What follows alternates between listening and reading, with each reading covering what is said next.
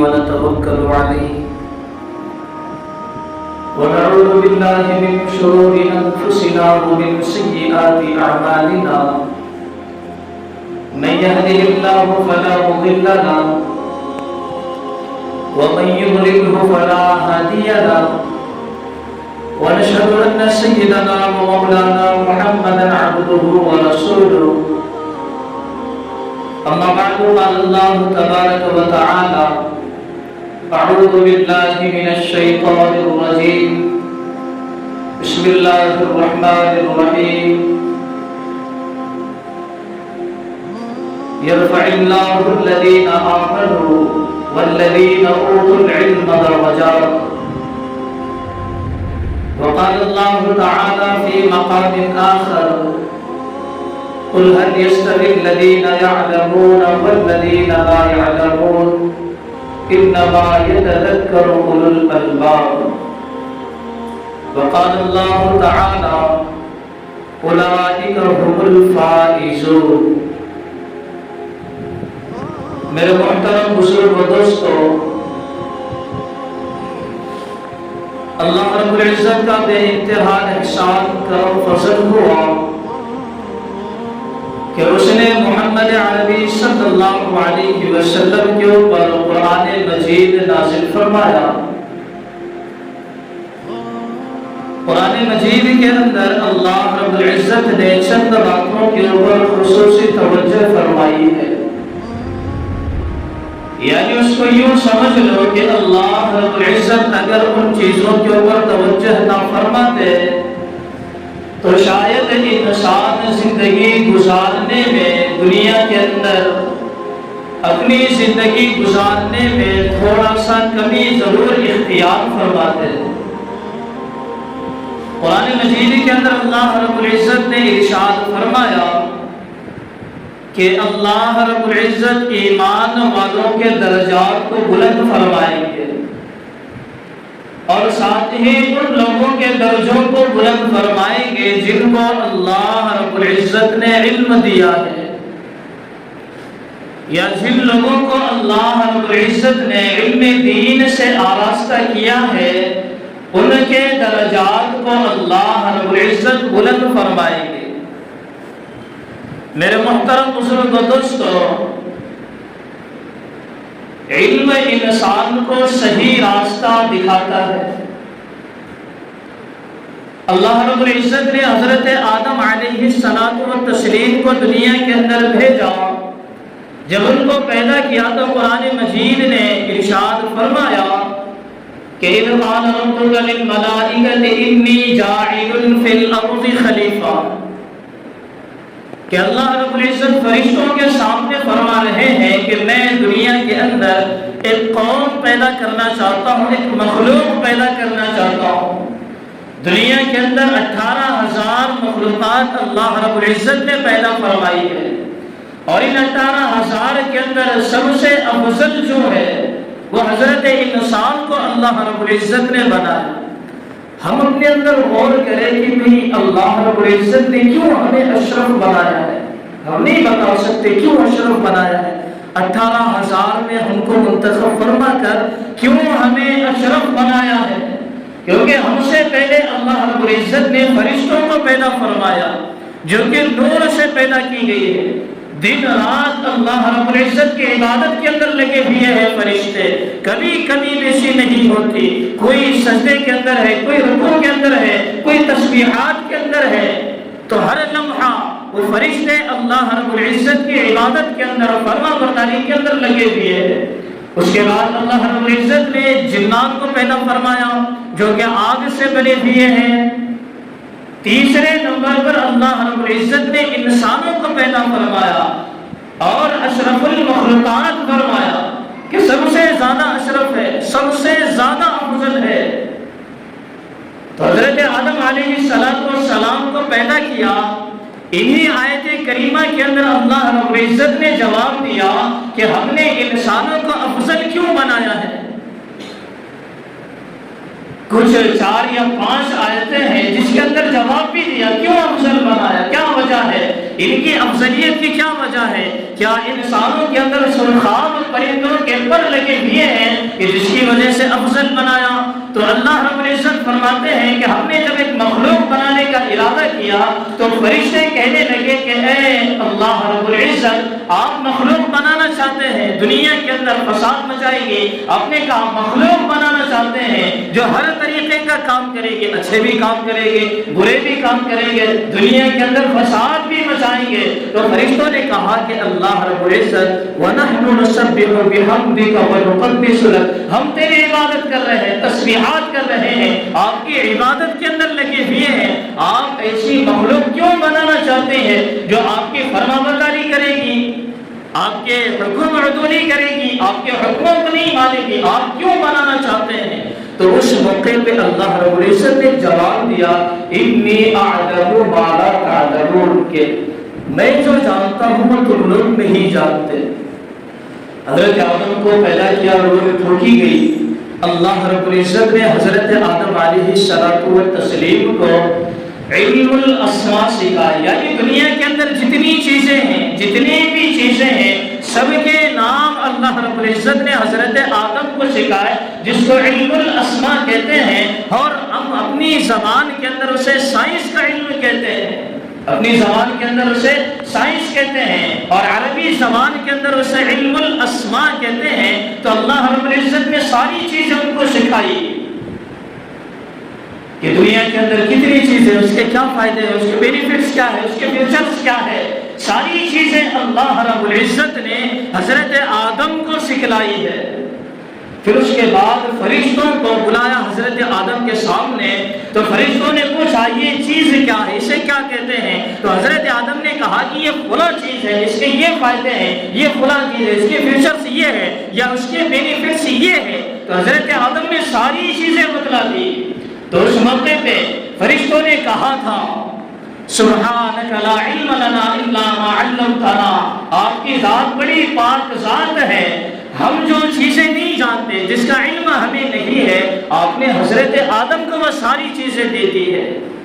تو اس سے یہ بات پتہ چلی کہ اللہ رب العزت نے حضرت آدم علیہ السلام کو علم عطا فرمایا، ساری چیزیں ان کو بتلائی، سب کے بینیفٹس ان کو بتلائے، اس کا کیا فائدہ ہے، ساری چیزیں، علم الاسماء، سائنس کا علم اللہ رب العزت نے حضرت آدم علیہ السلام کو عطا فرمایا ہے، تاکہ دنیا کے اندر جو انسان جائے گا، جو رہبری کرے گا، وہ ایسے ہی رہبری نہیں کرے گا، دنیا کی ساری چیزوں کا علم اسے ہونا ضروری ہے۔ اس سے پتا چلا کہ بغیر علم کے انسان نہیں بنتا، بغیر علم کے انسان زندگی نہیں گزار سکتا۔ سب سے بڑی مثال ہمارے سامنے نبی پاک صلی اللہ علیہ وسلم جب دنیا کے اندر مبعوث ہوئے، عرب شہر کے اندر مبعوث کیے گئے، اس موقع پہ دنیا دو حصوں کے اندر بٹی ہوئی تھی، ایک حصہ قیصر کے قبضے میں تھا، ایک حصہ کسریٰ کے قبضے میں تھا۔ یہ دونوں سپر پاور سمجھے جاتے تھے، آدھی سلطنت ان کے پاس تھی، آدھی ان کے پاس تھی، اور یہ عرب شہر تھا، یہ کسی بھی سلطنت کے اندر نہیں آتا تھا، اور ایسی جاہلیت ان کے اندر تھی، ایسے گناہ تھے۔ یہ قیصر و کسریٰ، یہ جو بادشاہ ہے، ان کو اپنے آپ پر شرم آتی تھی کہ عرب کے اندر اتنی جاہلیت ہے، پوری دنیا کے اندر کفر ہے، پھر بھی یہ کسی کے قبضے کے اندر نہیں ہے، اور یہ اس کے اوپر قبضہ کرنے کے لیے دونوں حملہ کیا کرتے تھے۔ ایسے حالات کے اندر نبی پاک صلی اللہ علیہ وسلم کو مبعوث کیا گیا۔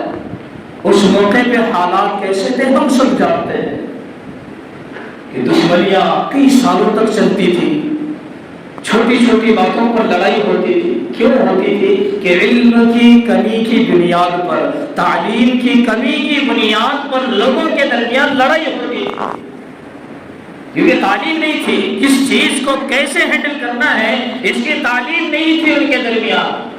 صحابہ کرام اسلام سے اندر داخل ہونے سے پہلے، نبی کے ہاتھ پر بیعت کرنے سے پہلے، اسلام قبول کرنے سے پہلے ان کے حالات بھی ایسے تھے، لیکن محمد عربی صلی اللہ علیہ وسلم مبعوث ہوئے، قرآن مجید کی آیت مبارکہ نازل ہوئی تو کیا فرمایا؟ اقرأ باسم ربک الذی خلق، یہ نہیں کہا کہ جاؤ فلاں آدمی گناہ کے اندر مبتلا ہو، اس کو صحیح راستے پر لے کر آؤ۔ اللہ کے رسول نے بھی ایسا نہیں کیا کہ ہاں فلاں انسان زنا کے اندر مبتلا ہے، اس کو جا کے یہ بتاؤ کہ زنا چھوڑ دے، ایسا نہیں کہا۔ اللہ کے رسول صلی اللہ علیہ وسلم کے اوپر آیت مبارکہ نازل ہوئی ہے، اقرأ بسم ربک الذی خلق، کہ پڑھنے کے متعلق، تعلیم کے متعلق، علم دین کے متعلق آیت مبارکہ نازل ہوئی ہے۔ پہلے اس کو بتانا پڑے گا، علم سے اس کو آراستہ کرانا پڑے گا، قرآن سے اسے جوڑنا پڑے گا، محمد عربی صلی اللہ علیہ وسلم کی تعلیمات سے اسے جوڑنا پڑے گا۔ قرآن مجید کے اندر اللہ رب العزت نے فرمایا یرفع اللہ الذین آمنوا، درجات بلند کریں گے، کس کے بلند کریں گے؟ جن کے پاس ایمان ہے درجات بلند ہوں گے، جس کے پاس ایمان ہے درجات بلند کریں گے۔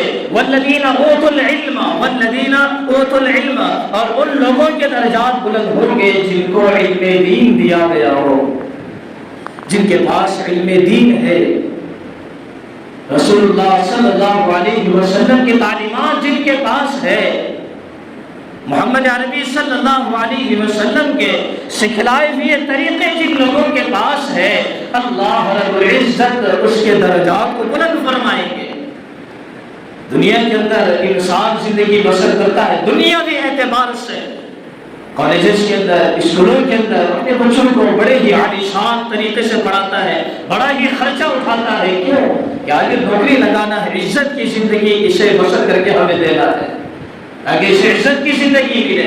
میرے محترم بزرگ اور دوستو، دنیاوی اعتبار سے اتنے زیادہ ہماری پلاننگ ہے، اتنے زیادہ ہمارے مقصد ہے، اخروی اعتبار سے، آخرت کے اعتبار سے، رسول اللہ کی تعلیم کے اعتبار سے، قرآن و حدیث کے اعتبار سے، کتاب اللہ کے اعتبار سے ہماری کیا تیاریاں ہیں؟ کتاب اللہ کے اعتبار سے ہمارے کیا مقصد ہے؟ کہ ہم نے اس کی کبھی فکر کی ہے؟ دینی تعلیم سے ہم کتنے دور ہیں؟ رسول اللہ کی تعلیمات سے ہم کتنے دور ہیں؟ جبکہ اللہ تعالیٰ نے خود یہ فرمایا کہ پڑھا لکھا اور ان پڑھ دونوں برابر نہیں ہو سکتے، جیسے اندھیرا اور اجالا دونوں برابر نہیں ہو سکتے، جیسے سردی اور گرمی، سایہ اور دھوپ دونوں برابر نہیں ہو سکتے، ایسے ہی پڑھا لکھا اور ان پڑھ جاہل کبھی برابر نہیں ہو سکتا۔ قل هل يستوي الذين يعلمون والذين لا يعلمون، قرآن مجید نے اس کو ارشاد فرمایا ہے، یہ دونوں کبھی برابر نہیں ہو سکتے۔ علم دین سے ہم کو آراستہ ہونا پڑے گا، اپنی اولاد کو بھی آراستہ کرانا پڑے گا۔ حضرت عمر رضی اللہ تعالیٰ دین اسلام کے اندر داخل ہونے سے پہلے جانور وغیرہ چرائے کرتے تھے۔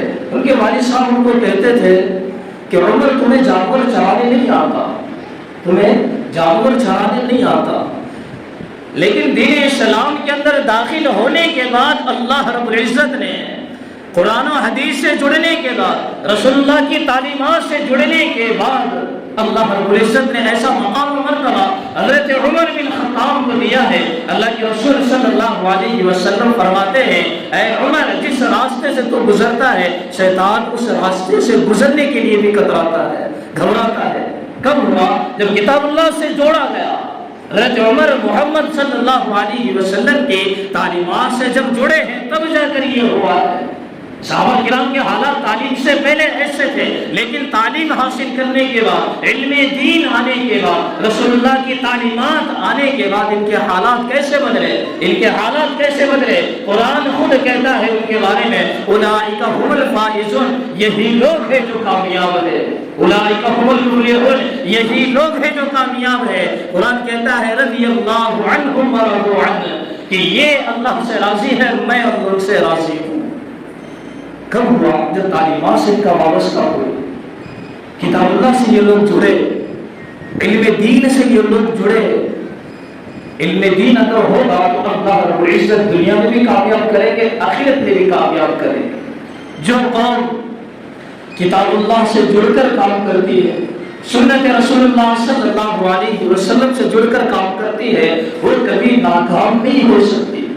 دنیا کے اندر بہت ساری ایسی مثالیں ہیں، ہم نے کتاب اللہ کو چھوڑ دیا، سنت رسول اللہ کو چھوڑ دیا، اور ہمیشہ ہر مرتبہ ناکامی کا سامنا ہمیں کرنا پڑ رہا ہے، کیونکہ ہم نے چھوڑ دیا ہے۔ کامیابی جدھر اللہ رب العزت نے بتائی، رسول اللہ نے کیا کہا، یہ چھوڑ کر زندگی گزار رہے ہیں تو ناکامی کا سامنا ہمیں کرنا پڑ رہا ہے، ہمیں معلوم نہیں ہوا، ہمارے ذہن کام نہیں کر رہے۔ میرے محترم بزرگ دوستو، علم والے کی دنیا میں بھی عزت ہوتی ہے، آخرت میں بھی اعزاز سے نوازا جاتا ہے۔ حضرت عبداللہ بن مبارک رضی اللہ تعالیٰ، عبداللہ بن مبارک رحمہ اللہ بہت بڑے عالم دین گزرے ہیں، بہت بڑے عالم دین گزرے ہیں۔ بغداد کے اندر جب وہ داخل ہو رہے تھے اس موقع پہ بادشاہ تھا ہارون رشید، ایک برج کے اوپر بیٹھا ہوا تھا۔ تو جب حضرت عبداللہ بن مبارک جب شہر کے اندر داخل ہو رہے تھے تو لوگ جھنڈ بنا کر ان کے استقبال کے اندر جا رہے تھے، جھنڈ بنا کر، قافلے بنا کر ان کے استقبال کے اندر جا رہے تھے۔ ہارون رشید نے شور سنا اور سپاہیوں کو بھیجا کہ دیکھو یہ کیسے قافلے جا رہے ہیں، تو پتا چلا کہ ایک عالم دین حضرت عبداللہ بن مبارک آ رہے ہیں جس کے استقبال میں یہ لوگ جا رہے ہیں۔ میرے محترم بزرگ دوستو، اس سے پتا چلا کہ علم والے کی دنیا میں بھی عزت ہوتی ہے، آخرت میں بھی اللہ رب العزت اعزاز سے نوازتے ہیں۔ آخرت میں کیا معاملہ ہوگا؟ جن کے پاس علم دین ہوگا، علم دین کی سمجھ ہوگی، رسول اللہ کی تعلیمات ہوگی، آخرت میں ان کے ساتھ کیا معاملہ ہوگا؟ اللہ رب العزت فرماتے ہیں ہم نے تم کو علم اسی لیے دیا تاکہ آخرت میں تمہاری مغفرت کر دی جائے۔ ہم نے تمہارے سینوں کے اندر علم اسی لیے جمع کیا، اسی لیے تم کو علم دین سے آراستہ کیا، اسی لیے رسول اللہ کی تعلیمات تمہیں دی گئی تاکہ آخرت میں تمہاری مغفرت کر دی جائے، آخرت میں تمہیں پاس کیا جائے، آخرت میں تمہیں اعلیٰ ممبروں کے اوپر بٹھایا جائے، اس لیے تمہیں آراستہ کیا جائے، علم دین سے، رسول اللہ کی تعلیمات سے آراستہ کیا گیا ہے۔ میرے محترم بزرگ دوستو، دنیا جس قدر آگے اپنے کلچر کے اندر چل رہی ہے، انسان بھی اسی طریقے سے ڈھل رہا ہے۔ دینی تعلیم کی طرف رجحان ہمارے کم ہو رہے ہیں، دینی تعلیم کی جانب ہمارے بچے پڑھنے کے لیے کم آتے ہیں، زیادہ تر جاتے ہیں اسکولوں کے اندر، کالجز کے اندر۔ میرے محترم بزرگ دوستو، یہی ہماری اولاد کل یہ کہے گی کہ ہمارے باپ نے ہمیں دینی تعلیم سے آراستہ نہیں کیا، ہمارے باپ نے ہمیں کلمہ طیبہ نہیں سکھایا، ہمارے باپ نے ہمیں تعلیمات رسول اللہ سے آراستہ نہیں کرایا۔ یہ کل قیامت کے دن یہی اولاد کہے گی جس کے لیے کالجز کی بڑی بڑی فیسیں بھری جاتی ہے، یہی اولاد کہے گی اگر دینی تعلیم سے یہ آراستہ نہیں کیا گیا۔ یہ نہیں کہا جاتا کہ تم صرف دینی تعلیم پڑھاؤ، دونوں میں تعلیم دو، مگر دینی تعلیم کو مقدم رکھو، دینی تعلیم کو سب سے اوپر رکھو، انسان کو انسان بناؤ دینی تعلیم کے ذریعے سے۔ کل کو اگر دینی تعلیم اگر نہ دی جائے، کل کو جب یہ ہماری اولاد جوان ہوگی، ہم بڑھاپے کو پہنچیں گے تو یاد رکھو یہ ہماری اولاد ہمارا سہارا نہیں بنے گی۔ تعلیمات رسول اللہ کے اندر یہی بتایا جاتا ہے کہ اپنے والدین کا سہارا کیسے بننا ہے، تعلیمات رسول اللہ کے اندر یہی سکھایا جاتا ہے کہ اپنے بڑوں کا احترام کیسے کرنا ہے، بڑوں کی تعظیم کیسے کرنی ہے۔ اگر ہمیں اپنی اولاد کو دینی تعلیم اگر نہیں دیں گے تو یاد رکھو بڑھاپے میں ہمارا سہارا نہیں بن سکتے، کیونکہ ہم نے ان کو تعلیمات نہیں دی، ہم نے ان کو نہیں سکھایا والدین کا ادب اور احترام کیا ہوتا ہے، والدین کی تعظیم کیا ہوتی ہے، بڑوں کا احترام کیا ہوتا ہے، ہم نے ان کو نہیں سکھایا۔ جب نہیں سیکھیں گے تو کیسے تعظیم ہوگی؟ ہمیں بھی تکلیفوں کا سامنا کرنا پڑے گا۔ تو میرے محترم بزرگ دوستو، اللہ رب العزت سے دعا ہے کہ اللہ تعالیٰ ہم سب کو کہیں بھی باتوں پر عمل کرنے کی توفیق عطا فرمائے۔ جو